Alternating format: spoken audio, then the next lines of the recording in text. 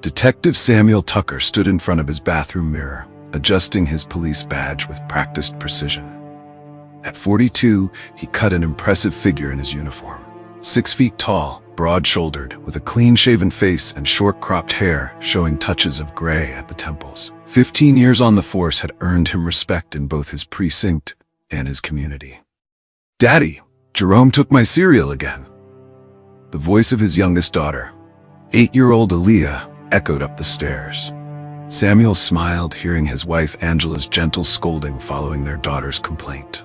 This was his normal, the beautiful chaos of family life in their 2-story colonial home in the affluent Cascade Heights neighborhood of Atlanta. He headed downstairs to the kitchen, where the morning routine was in full swing. Angela, stunning as ever in her designer work clothes, was packing lunches while trying to referee their 4 children.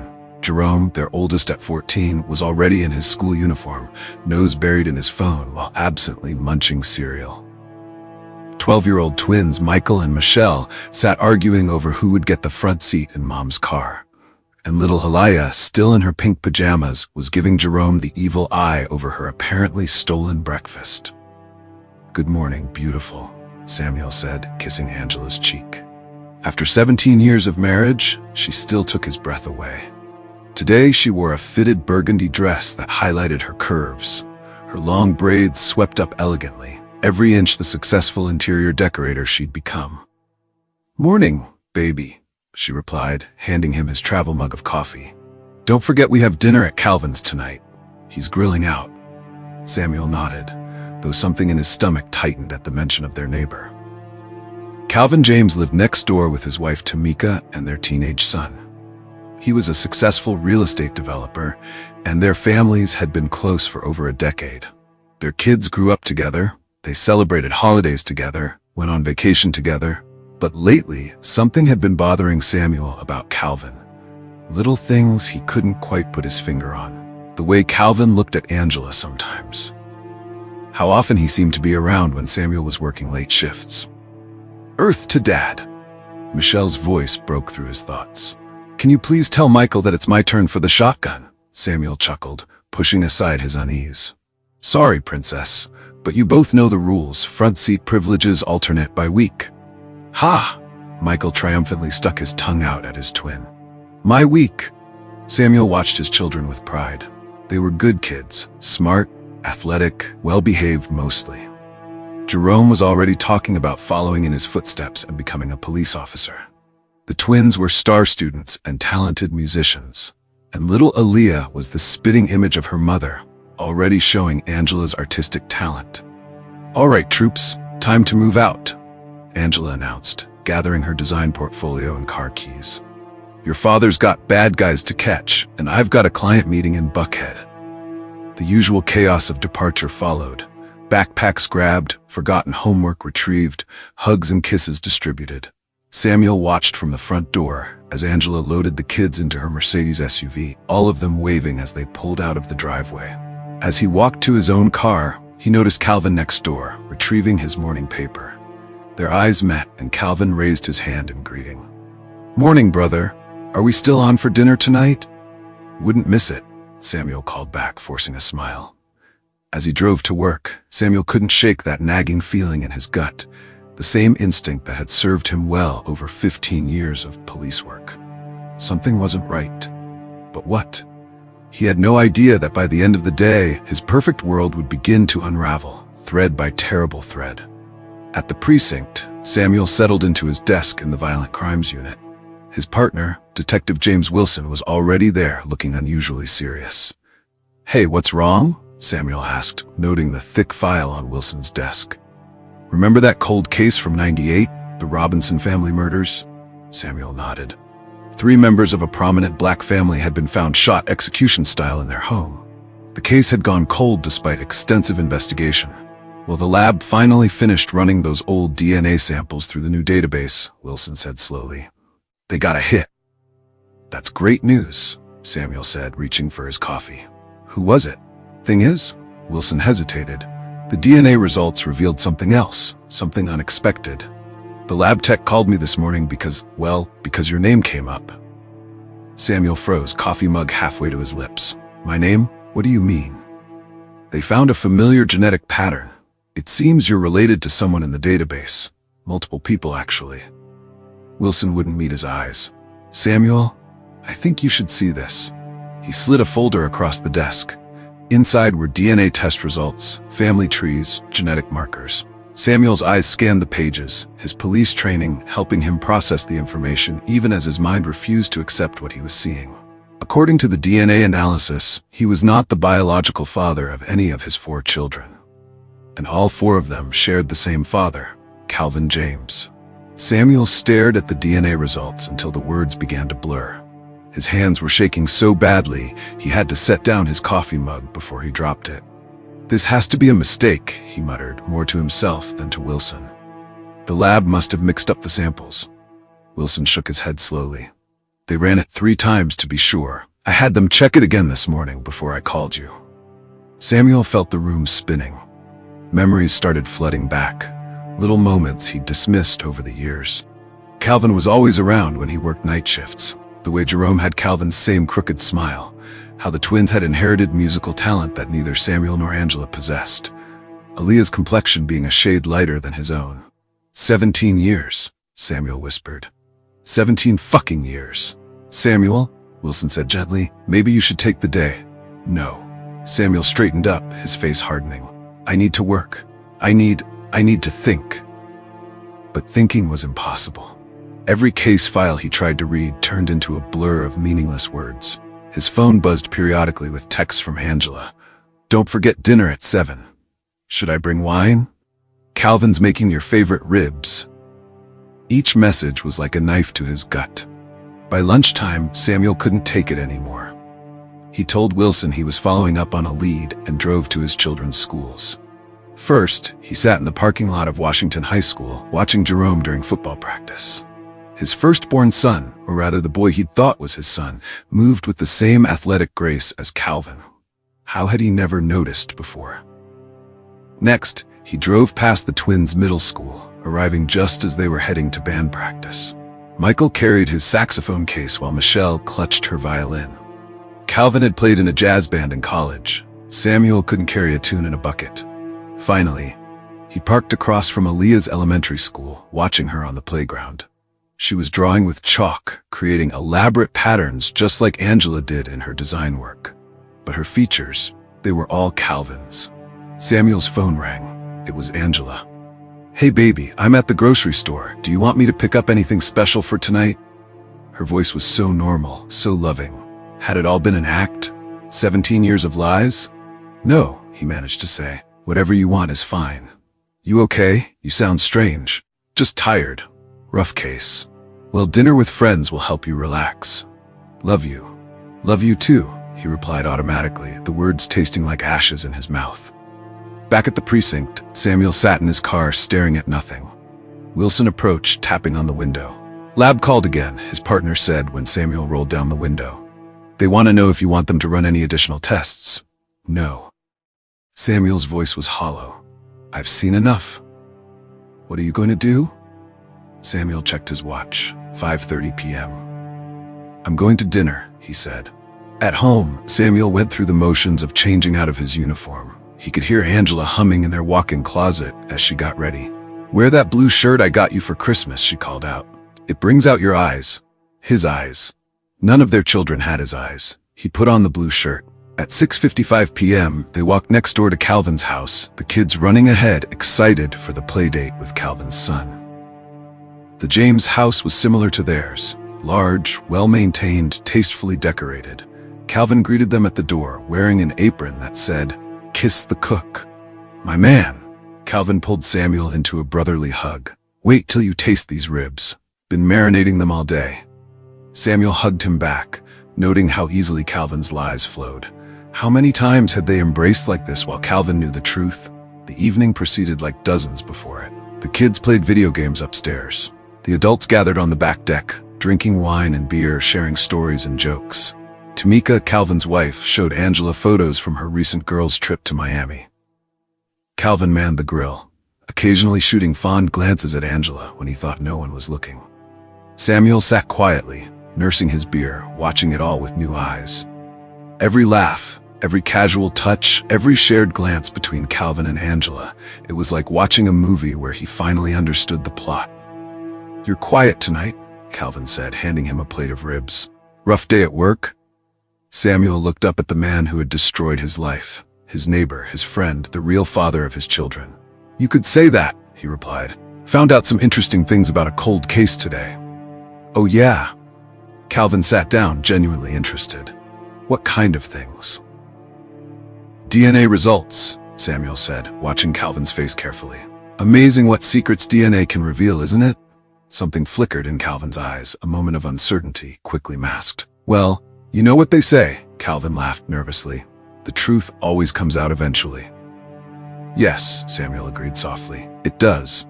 The evening wore on. The food was eaten, the drinks were drunk, the children were called down for dessert. Everything normal, everything routine. Except for the loaded gun in Samuel's car and the plan forming in his mind. Over the next week, Samuel lived in a fog of rage and disbelief. By day, he went through the motions at work, barely able to focus on his cases. By night, he lay awake beside Angela, listening to her peaceful breathing and wondering how many nights she'd slept beside him after being with Calvin. He began digging, using police resources to pull phone records, credit card statements, anything that might show him the full scope of the betrayal. The evidence was there, once he knew where to look. Frequent calls between Angela and Calvin when Samuel worked nights. Hotel charges on days when both claimed to be working late. A secret email account Angela used only to communicate with Calvin. Birthday cards and Christmas presents to the children signed "Love, Uncle Calvin," a cruel inside joke. The affair had started even before Jerome was born. 17 years of deception, carefully maintained while they all lived side by side. Samuel started drinking heavily. His colleagues noticed the change in him, but he brushed off their concerns. Wilson tried to talk to him several times, but Samuel shut him out. One night, after too many whiskeys, he finally confronted Angela. "How long?" he demanded, cornering her in their bedroom. "What are you talking about?" She looked genuinely confused, which only fueled his anger. "You and Calvin, how long has it been going on?" Angela's face went pale. "Samuel, don't lie to me." He slammed his hand against the wall, making her jump. "I know everything. The DNA test proved it. He's their father, isn't he? All four of them." Angela sank onto the bed, tears streaming down her face. "Please, the children will hear." "They're not my children, are they?" Samuel's voice broke. "Were you ever going to tell me?"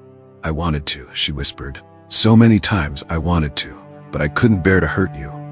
Samuel laughed bitterly. "Couldn't bear to hurt me? You've been sleeping with our neighbor for 17 years. You let me raise another man's children." "They are your children," Angela insisted. "You raised them, you loved them." "Stop."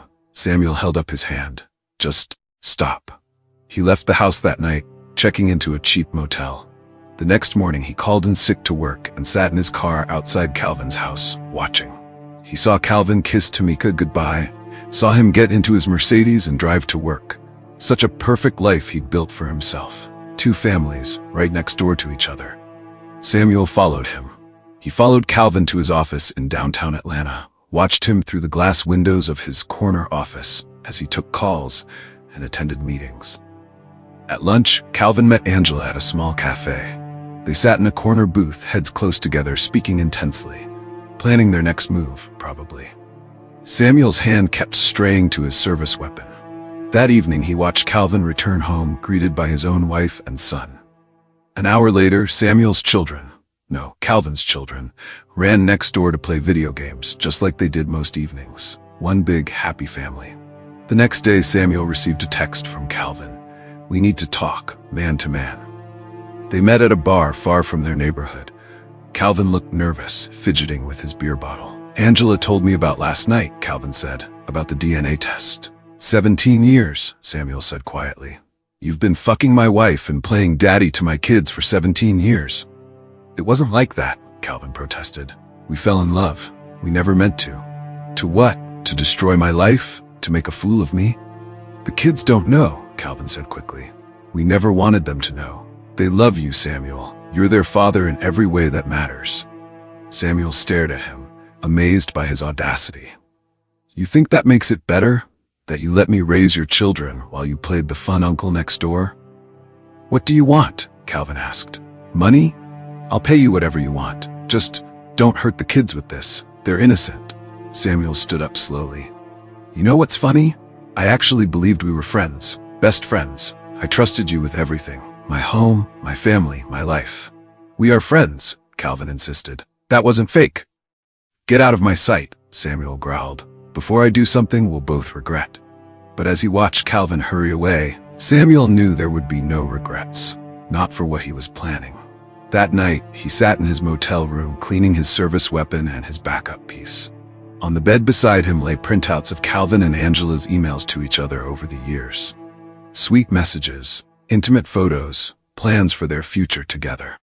His phone buzzed, another text from Angela. Please come home. We need to talk about this. The children miss you.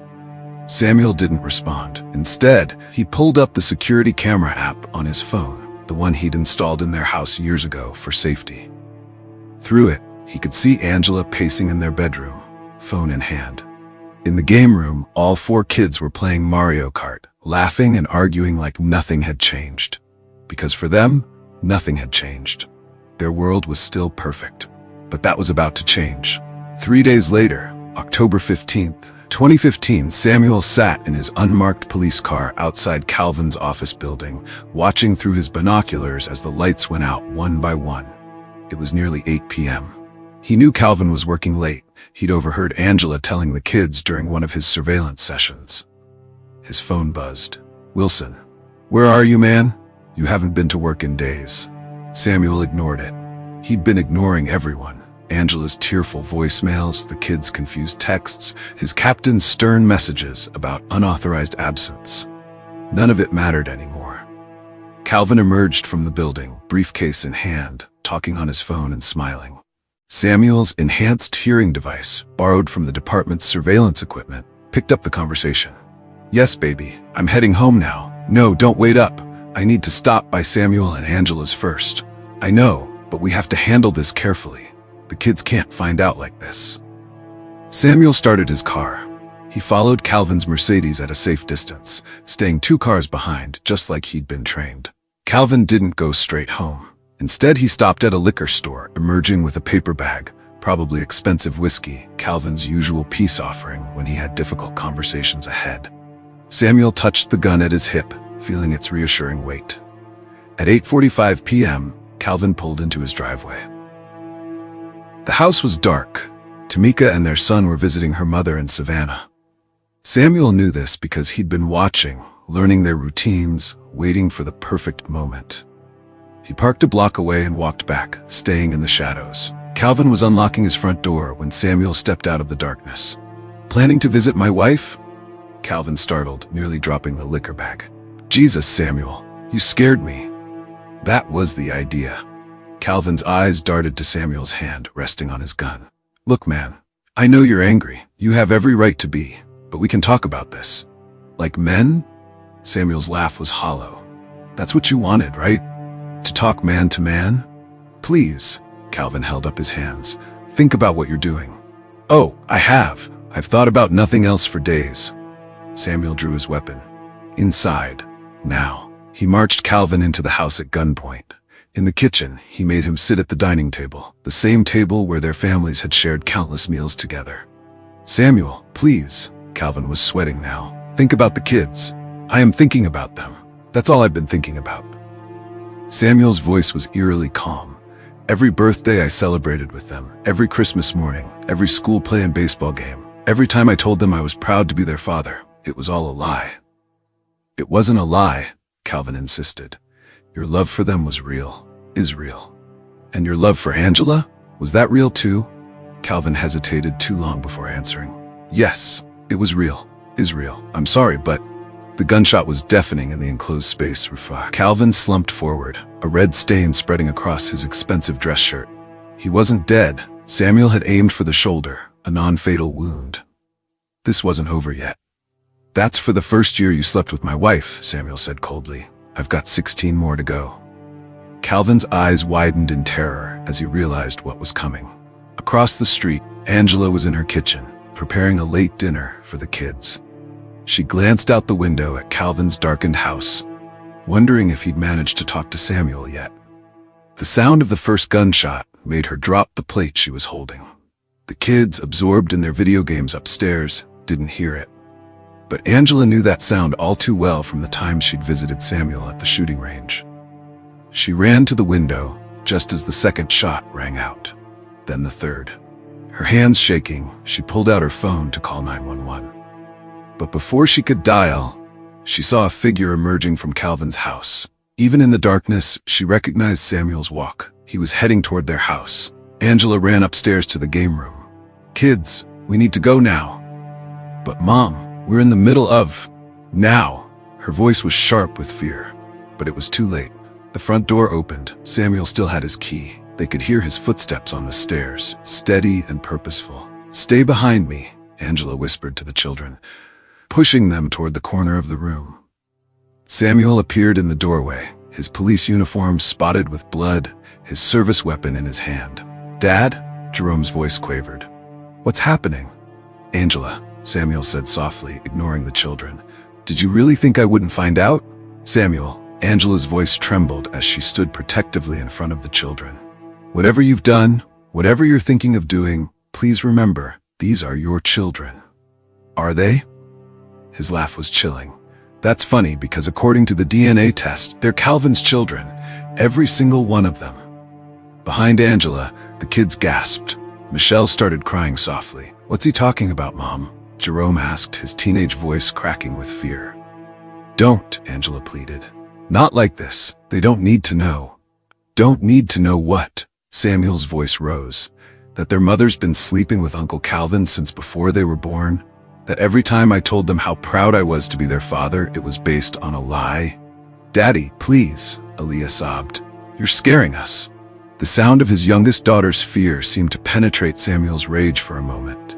He looked at her, really looked at her, and saw Calvin's features in her face. The same features he'd just watched contort in agony as he... "I killed him," Samuel said flatly. "Calvin, he's dead." Angela's knees buckled. Michael caught her before she fell. "You're lying," she whispered. "Go look for yourself, but you won't like what you find." Samuel gestured with his gun toward the window, which had a clear view of Calvin's house. 17 shots, one for each year you made a fool of me." Downstairs, they could hear sirens approaching. Someone must have heard the gunshots and called the police. "Kids," Angela said carefully, "when I say run, go downstairs and out the back door. Mrs. Johnson next door will." "Nobody's going anywhere," Samuel cut her off, moving to block the doorway. "We're going to stay right here and finally have some honest family time." "Samuel," Angela tried again. "I know you're hurt. I know we betrayed you, but please, please don't hurt them." "Innocent." "Innocent?" Samuel's voice cracked. "Like I was innocent? Loving them, raising them, believing they were mine." The sirens were getting closer. Through the window, they could see red and blue lights reflecting off the houses. "This is your fault," Samuel told Angela. "You and Calvin, you did this to us, to our family." "Then punish me," Angela said. "Let the kids go and punish me." Samuel seemed to consider this. For a moment, hope flickered in Angela's eyes. Then he raised his gun. "That's exactly what I planned to do." The first shot hit Angela in the chest. She crumpled backward, blood blooming across her designer blouse. The children screamed. Jerome, the oldest, tried to rush Samuel but was too late. The second shot caught him in the stomach. Michelle and Michael, the twins, tried to run. 2 more shots and they fell together, just as they'd come into the world together. Little Aaliyah was last, curled in the corner, her small hands covering her ears, her eyes squeezed shut as if this was just a bad dream she could wake up from. "Daddy," she whimpered. "Please." Samuel knelt beside her, stroking her hair with his free hand. "I loved you," he whispered. "I loved all of you so much." The final shot echoed through the house just as the police burst through the front door. "APD, drop your weapon!" Samuel recognized Wilson's voice among the shouts. His partner had probably been the first to respond when the call came in. He looked around the game room, at the bodies of his family, at the blood seeping into the carpet where they'd played and laughed just hours ago. Then he placed his service weapon against his temple. "I'm sorry, partner," he called out to Wilson. "But the Tucker family died 17 years ago. I'm just making it official." The last shot rang out just as the police reached the top of the stairs. October 16th, 2015. The next morning, Detective James Wilson stood in the middle of the blood-stained game room, his hands shaking as he took notes. After 20 years on the force, he thought he'd seen everything. But this, Jesus Christ, his partner, Detective Sarah Chen, whispered beside him. "This is..." "Yeah," Wilson agreed. He couldn't find other words. The forensics team worked methodically around them, photographing, measuring, collecting evidence. But what evidence did they need? The case was already solved, a murder-suicide that would shake the Atlanta Police Department to its core. One of their own had snapped, and Wilson had seen it coming. He thought about the DNA results he'd shown Samuel just a week ago. Should he have waited? Should he have prepared him better? Should he have seen this coming? "Detective Wilson?" A young officer appeared in the doorway. "There's something you need to see." In Samuel's car, they found a journal. The last entry was dated just hours before the shooting. They say there are 5 stages of grief, but they don't tell you they can all hit at once. Denial, that my children aren't mine. Anger at the betrayal. Bargaining, maybe if I'd been a better husband. Depression, knowing my whole life was a lie. Acceptance, understanding what I have to do. I know this will make me a monster in everyone's eyes. But a man can only take so much before he breaks. And I broke the day I saw those DNA results. Wilson, I know you'll read this. Don't blame yourself, you did your job. The truth had to come out eventually. To whoever finds this, make sure everyone knows the truth. About Calvin and Angela. About the lies. About how they destroyed not just me but 2 families. To my children, I'm sorry. I loved you. That was never a lie. But I couldn't bear the thought of you living with this truth. Of you looking at me with pity, knowing I was the fool who raised another man's children. To Tamika, I'm sorry you had to find out this way about Calvin. You deserved better. To Angela, you had 17 years to tell me the truth. You chose not to. To Calvin, see you in hell. Samuel Tucker. Wilson closed the journal feeling sick. In his 20 years as a detective, he'd seen countless tragedies, but this one would haunt him forever. Across town, at Grady Memorial Hospital, Tamika James sat beside her husband's bed. Calvin had survived, barely. 16 bullets, but somehow none had hit anything vital. The doctors called it a miracle.